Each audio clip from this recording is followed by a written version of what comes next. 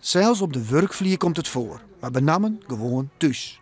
Landelijk is het probleem al jaren bekend.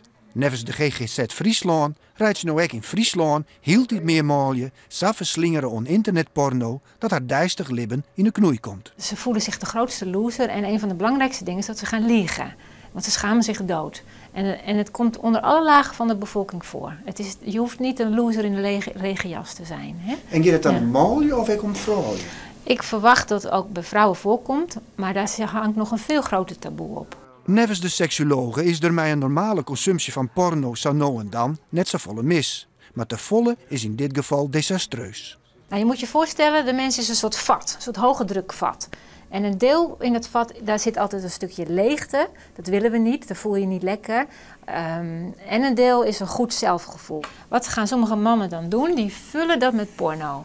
Wat gebeurt er dan? Dan gaat daarna dat zelfgevoel omlaag. En dat druppelt als het ware gewoon weg.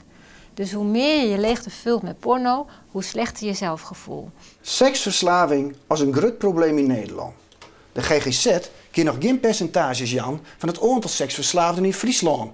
Maar komt nog wel in actie omdat heel dit meermaal haar melden dat ze zo seksverslaafd binnen dat er houdelijk gevaar in en ze mogelijk haar baan kwijtraakt. Dus als je eventjes een uitbrander van je baas krijgt of een lastig conflict met een collega, je voelt je rot, plop, dan gaat die porno weer aan. Dat merk je ook al in jouw praktijk. Zeker. Dat er verslaafden binnen die haar werk hier toch verliezen. Juist, ja.